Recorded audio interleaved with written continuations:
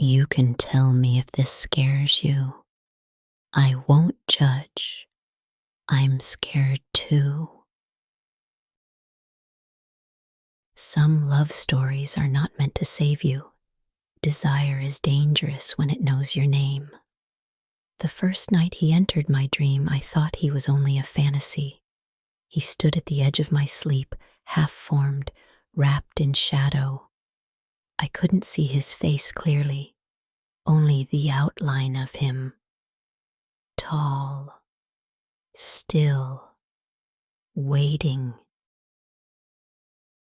"You're not supposed to be here," I whispered. "I know," he replied. His voice was low, intimate, too real for a dream. When I woke, my body felt heavy, warm, as if someone had just left the bed. I told myself it meant nothing. I was wrong.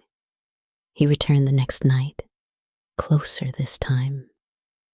I felt him before I saw him, his presence pressing into the air, thick and slow, like a held breath. He knelt beside me, his hand hovering just above my skin. "May I?" he asked. My heart raced. "You already are," I said. His fingers traced the outline of my wrist without touching it, and my entire body reacted. Heat pooled under my skin. My breath caught, sharp and helpless. "This isn't real," I whispered. He smiled. "I felt it more than I saw it." "Does it need to be?" he murmured.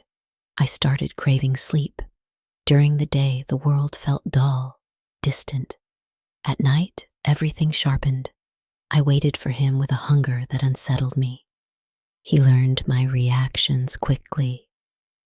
How my breath changed when he leaned close. How my pulse betrayed me.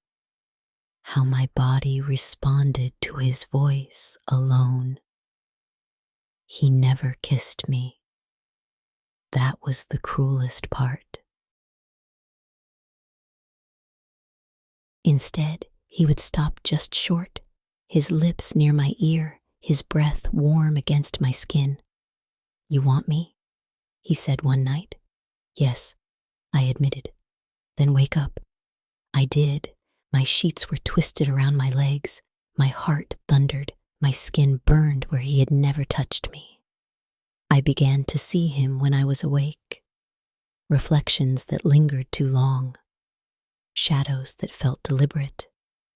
The faint impression of a hand on my lower back when I stood alone in my apartment. "You're crossing over?" I whispered one evening. He appeared behind me in the mirror, his eyes dark and intent. "You invited me," he said. "Every time you let yourself want me." Fear fluttered in my chest, tangled with desire. "What do you want?" I asked. "To be closer," he said simply. I stopped dreaming about him. He came to me fully conscious. At night, he would sit on the edge of my bed, watching me with a patience that felt predatory.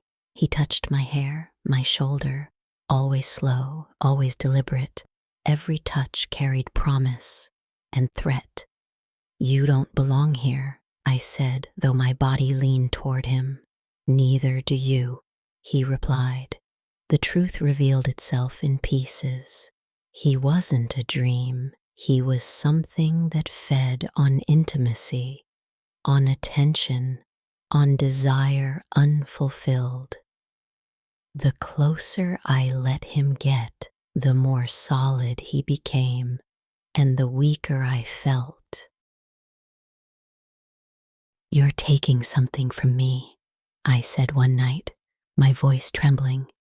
"Yes," he admitted, "but you're giving it willingly." He cupped my face, forcing me to look at him. "You ache because you want to be consumed," he whispered, "because you're tired of being untouched." His thumb brushed my lower lip. I shuddered. The final night came quietly. The air in my room felt heavy, charged. He stood over me, more real than ever, his presence undeniable. "If I let you touch me," I asked, "what happens?" He leaned down until his lips hovered just above mine. "You won't wake up the same," he said. "Will I wake up at all?" A pause. "Yes," he answered, "but part of you will stay with me." My heart pounded. I nodded. His lips finally met mine. The contact was brief, but devastating. The room seemed to breathe. Shadows curled inward. My body arched instinctively toward him, craving more than he would ever give. He pulled away first, always first. When morning came, I felt hollow. Calm, empty in a way that felt permanent. That night I didn't dream, but somewhere, in the space between sleep and longing, I felt him smile, waiting. They say desire can open doors that should remain closed. If you ever feel someone watching you as you fall asleep, if you crave a presence you can't see, don't invite it closer. Some lovers don't want your body. They want your need. Step softly into the dark.